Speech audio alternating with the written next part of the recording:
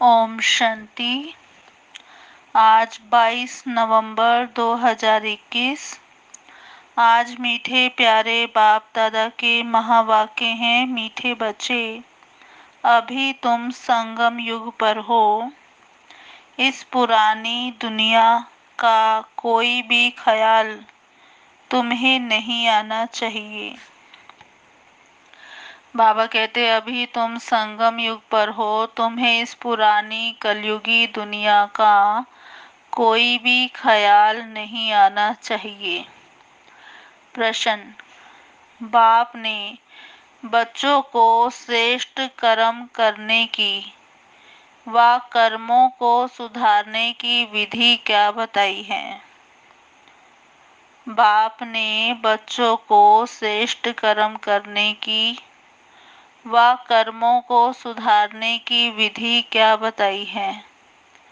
उत्तर, अपने कर्मों को सुधारने के लिए सच्चे बाप से सदा सच्चे रहो। यदि कभी भूल से भी कोई उल्टा कर्म हो जाए तो उसे बाबा को फौरन लिख दो। सच्चाई से बाबा को सुनाएंगे तो उसका असर कम हो जाएगा, नहीं तो वृद्धि होती रहेगी। बाबा के पास समाचार आएगा तो बाबा उसे सुधारने की श्रीमत देंगे।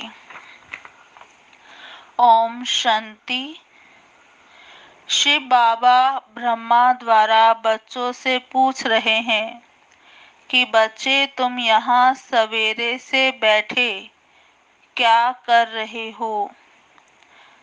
बाबा पूछते बच्चों से, तुम सवेरे से यहाँ बैठे हो तो क्या कर रहे हो? तुम स्टूडेंट तो हो ही, तो जरूर यहाँ बैठे ये ख्याल करते होंगे कि शिव बाबा हमको पढ़ाने आए हैं।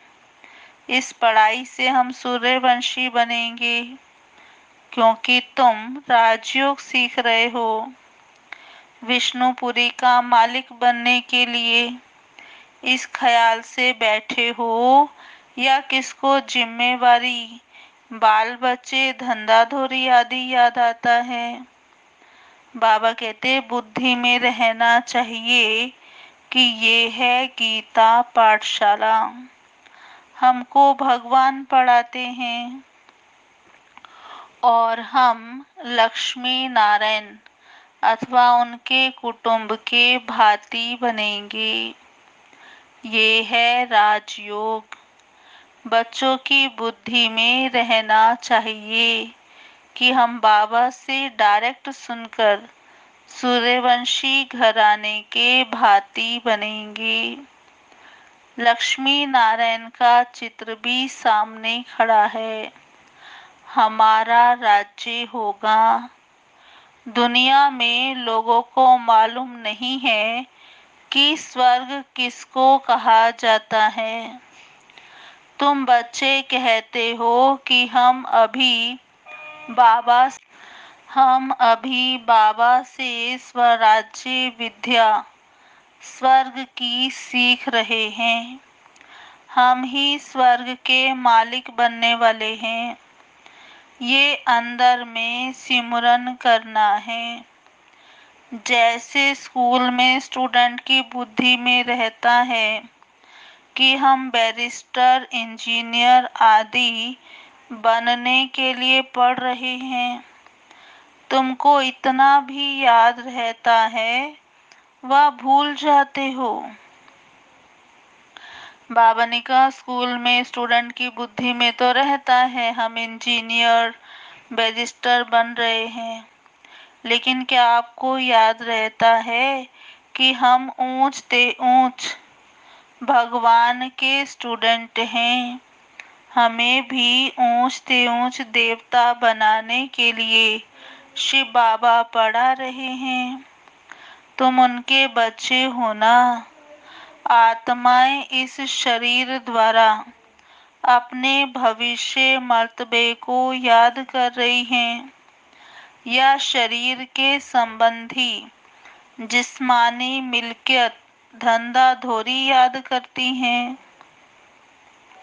बाबा कहते जब यहाँ आते हो तो ये समझना चाहिए कि हमको बेहद का बाप पढ़ाने आता है, बेहद का मालिक बनाने। फिर राजा रानी बनो या प्रजा, मालिक तो बनते हैं ना। नई दुनिया में है सूर्यवंशी घराना। ये तो समझते हो ना कि हम अपनी राजाई करेंगे। बाबा जानते हैं कि बच्चों को बाहर रहते, घर बार, खेती बाड़ी में रहते इतनी बाबा की याद नहीं रह सकती। तो यहाँ जब आते हो तो सब ख्यालात छोड़कर आओ। तुम अभी उस कलयुगी दुनिया में तो हो ही नहीं, अब तुम संगम पर हो। कलयुग को छोड़ दिया है, बाहर में कलयुग है।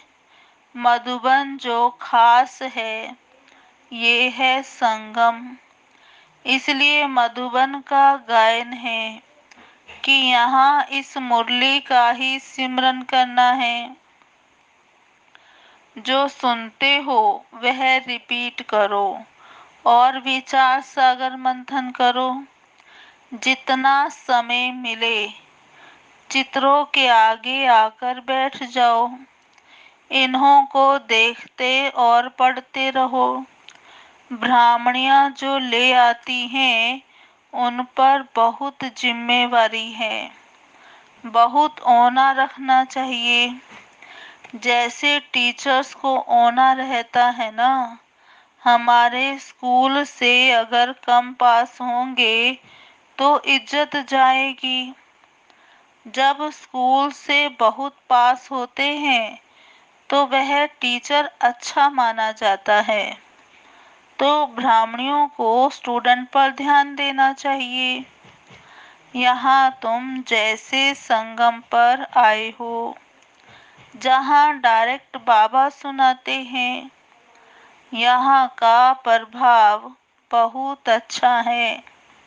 बाबा कहते अगर यहाँ आकर घर घाट धंधा धोरी याद पड़ा तो फिर सतयुग में कैसे जाएंगे। बाबा समझेंगे ये तो साधारण प्रजा में जाएंगे। आए थे राजा बनने, परंतु तो बाबा ने कहा बच्चों को तो अंदर में बहुत खुशी होनी चाहिए। चित्र भी तुमको बहुत मदद करते हैं।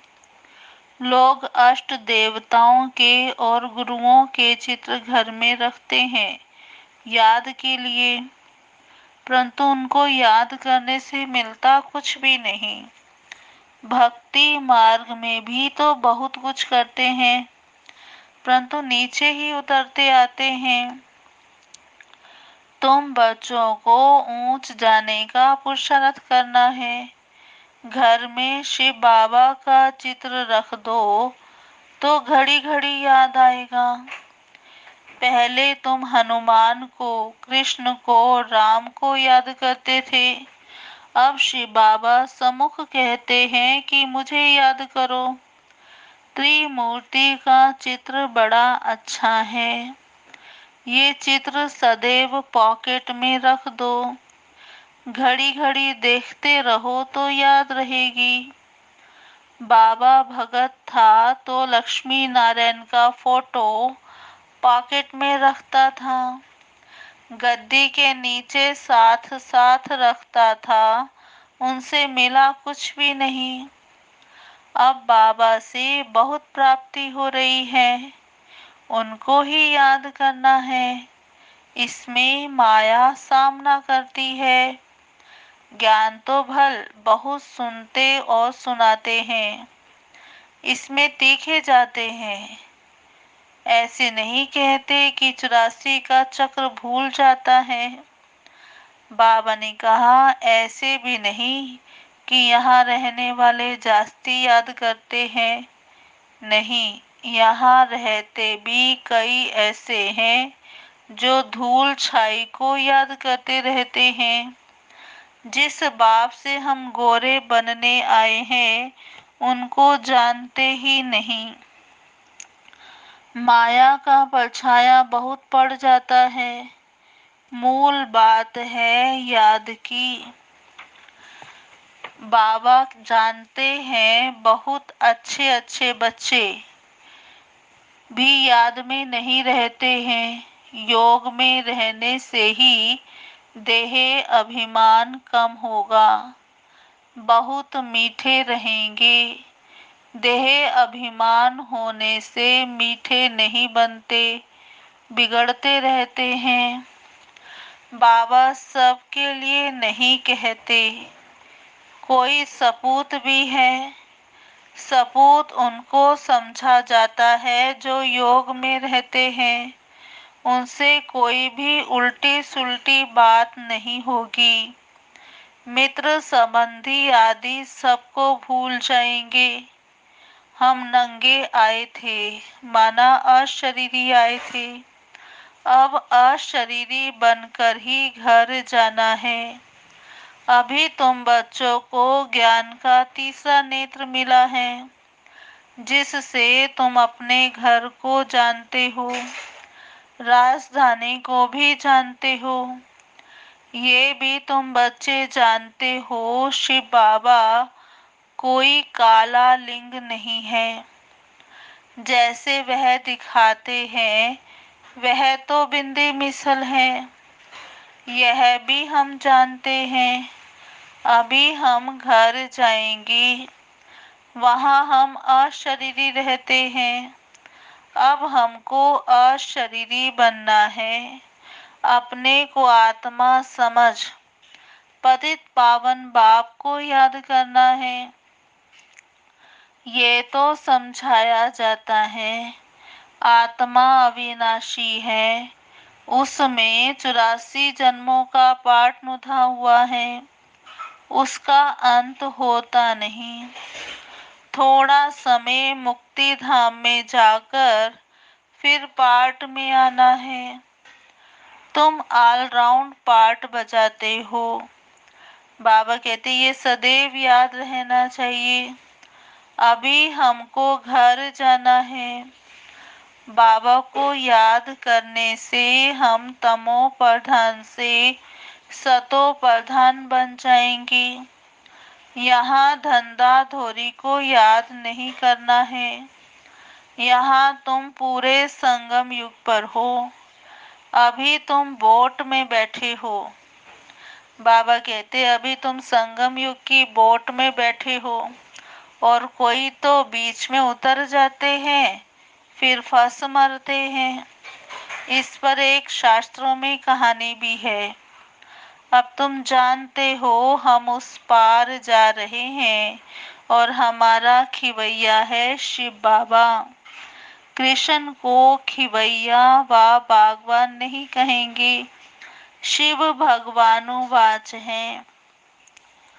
पतित पावन शिव बाबा हैं। कृष्ण की तरफ बुद्धि जा ना सके। मनुष्यों की बुद्धि तो भटकती रहती है। बाबा आकर भटकने से छुड़ाते हैं। सिर्फ कहते हैं अपने को आत्मा समझ बाबा को याद करो, तभी तुम स्वर्ग के मालिक बनेंगे। ये बातें भूलनी नहीं चाहिए। यहाँ से तुम बहुत रिफ्रेश होकर जाते हो।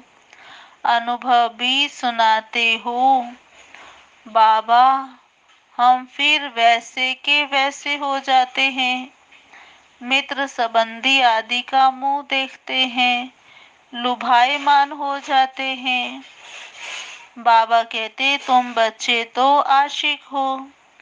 काम काज करते माशूक को याद करो, तब ऊंच पद पाएंगे। अगर अभी पुरुषार्थ नहीं करेंगे तो सिंगल ताज भी नहीं मिलेगा। यहाँ बच्चे जब आते हैं तो टाइम वेस्ट नहीं करना चाहिए। और तो कुछ यहाँ है नहीं, सिर्फ दिलवाड़ा मंदिर तुम्हारा यादगार है। वह तुम देख सकते हो, ऊपर में वैकुंठ खड़ा है। झाड़ भी तुम्हारा क्लियर है, नीचे राजयोग में बैठे हो, ऊपर राजाई खड़ी है। हूबहू जैसे दिलवाला मंदिर बना हुआ है।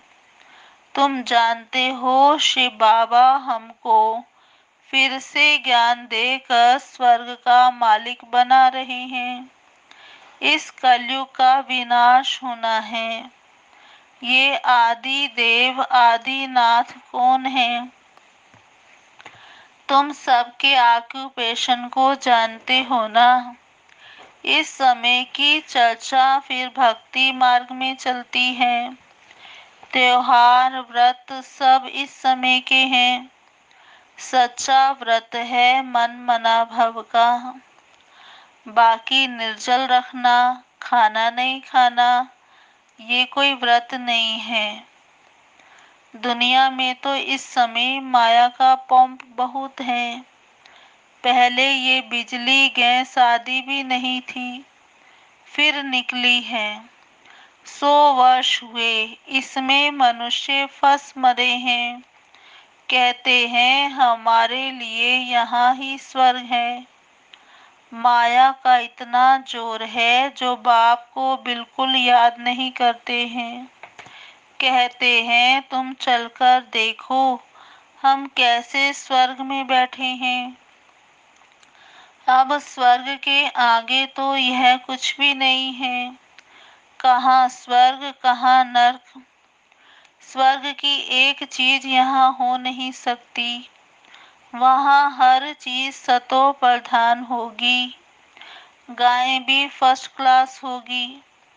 तुम भी फर्स्ट क्लास बनते हो तो तुम्हारा फर्नीचर, खान पान आदि सब फर्स्ट क्लास होता है। सूक्ष्म वतन में फल आदि देखकर आते हो ना। नाम भी रखते हो शुभी रस। दुनिया वालों को ये पता नहीं कि स्वर्ग है कहाँ। वहाँ सब कुछ सतो प्रधान होता है। ये मिट्टी आदि वहाँ नहीं पड़ती है। दुख की कोई बात ही नहीं। परंतु बच्चों को यह नशा अजून चढ़ता नहीं है कि बाबा हमको स्वर्ग का मालिक बनाने के लिए ये पढ़ाई पढ़ा रहे हैं। चित्र कितने क्लियर हैं। चित्र बनने में समय तो लगता है। बाबा सब कुछ सर्विस अर्थ बनवाते ही रहते हैं, परंतु कोई तो अपने धंधे धोरी में इतना फंसे हुए हैं जो बाबा को याद ही नहीं करते। प्रदर्शनी के चित्रों की मैगजीन भी है, वह भी पढ़नी चाहिए। गीता के जो नियमी होते हैं वह कहाँ भी जाएंगे तो गीता जरूर पढ़ेंगे। अब तुमको सच्ची गीता चित्रों सहित मिली है। अब अच्छी तरह से मेहनत करनी चाहिए, नहीं तो ऊंच पद पा नहीं सकेंगे। फिर हाय हाय करनी पड़ेगी। जब साक्षात्कार होगा, इम्तिहान पूरा हुआ, फिर दूसरे क्लास में नंबर वार बैठ जाते हैं। यहाँ भी जब साक्षात्कार हो जाएगा तो नंबर वार रुद्रमाला फिर विजय माला में जाएंगे।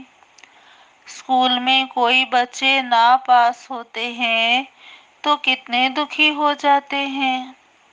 और तुम्हारी तो है कल्प कल्पांतर की बाजी। कई बच्चे पूरी मैगजीन भी पढ़ते नहीं हैं। बच्चों को मैगजीन पढ़कर सर्विस करनी चाहिए। लिखते हैं बाबा फलानी को बदली कर दो, अच्छी ब्राह्मणी भेज दो। कोई कोई ब्राह्मणी के साथ इतना प्यार हो जाता है, ब्राह्मणी बदली होने से गिर पड़ते हैं। बाबा कहते कि योग तो शिव बाबा के साथ लगाना है। अब ब्राह्मणी के जाने से सेंटर पर आना ही छोड़ देते हैं। कोई उल्टा काम हो जाए तो सच्चाई से फौरन बाबा को लिखना चाहिए, तो पाप का असर कम हो जाएगा, नहीं तो वृद्धि होती जाएगी। बाबा सुधारने के लिए कहते हैं, परंतु कोई को सुधरना नहीं है तो पाप कर्म करना छोड़ते ही नहीं है। तकदीर में नहीं है तो बाबा को सच्चा समाचार नहीं देते हैं। बाबा के पास रिपोर्ट आने से सुधारने की कोशिश करेंगे। अच्छा, मीठे मीठे सिकिलधे बच्चों प्रति माता पिता बाप दादा का याद प्यार गुड मॉर्निंग। रूहानी बाप की रूहानी बच्चों को नमस्ते। हम रूहानी बच्चों की रूहानी बाप दादा को याद प्यार गुड मॉर्निंग, नमस्ते नमस्ते नमस्ते। सदा रहेंगे हंसते, बनेंगे फरिश्ते, चलेंगे परम धाम के सीधे रास्ते। अच्छा जी, ओम शांति। अभी सुनते हैं आज की मुरली के मुख्य पॉइंट। धारणा के लिए मुख्य सार। पहला है अशरीरी बनने का पूरा पूरा अभ्यास करना है। कोई भी उल्टी सुल्टी बात नहीं करनी है। बहुत मीठा बनना है। किसी बात में भी बिगड़ना नहीं है। अशरीरी बनने का पूरा पूरा अभ्यास करना है। कोई भी उल्टी सुल्टी बात नहीं करनी है। बहुत मीठा बनना है। किसी बात में भी बिगड़ना नहीं है। दूसरा पॉइंट, मुरली का सिमरन करना है। जो सुनते हो उस पर विचार सागर मंथन करना है। मन मना भाव का व्रत रखना है। आज का वरदान है, सदा फरमान के तिलक को धारण कर फर्स्ट प्राइज लेने वाले फरमान बरदार भव। सदा फरमान के तिलक को धारण कर फर्स्ट प्राइज लेने वाले फरमान बरदार भव। विस्तार है, जिन बच्चों के मस्तक पर फरमान बरदारी की स्मृति का तिलक लगा हुआ है, एक संकल्प भी फरमान के बिना नहीं करते, उन्हें फर्स्ट प्राइज प्राप्त होती है। जैसे सीता को लकीर के अंदर बैठने का फरमान था, ऐसे हर कदम उठाते हुए, हर संकल्प करते हुए बाप के फरमान की लकीर के अंदर रहो तो सदा सेफ रहेंगे। कोई भी प्रकार के रावण के संस्कार वार नहीं करेंगे और समय भी व्यर्थ नहीं जाएगा। आज का स्लोगन, किसी से भी लगाव है तो वह लगाव पुरुषार्थ में अलबेलापन अवश्य लाएगा। किसी से भी लगाव है तो वह लगाव पुरुषार्थ में अलबेलापन अवश्य लाएगा। अच्छा, ओम शांति। अभी सुनते हैं आज की मुरली के स्वमान। पहला स्वमान, मैं आत्मा स्टूडेंट हूँ। दूसरा स्वमान है, मैं आत्मा स्वराज्य विद्या सीख रही हूँ। मैं आत्मा स्वराज्य विद्या सीख रही हूँ। तीसरा स्वमान, मैं आत्मा अशरीरी हूँ। मैं आत्मा अशरीरी हूँ। चौथा स्वमान है, मैं आत्मा ऑलराउंड पाठधारी हूँ। मैं आत्मा ऑलराउंड पाठधारी हूँ। पांचवा स्वमान, मैं आत्मा आशिक हूँ। मैं आत्मा आशिक हूँ। छठा स्वमान, मैं आत्मा फरमान बरदार हूँ। मैं आत्मा फरमान बरदार हूँ। अच्छा जी, ओम शांति। अभी 10 मिनट हम बाबा को याद करेंगे। ओम शांति।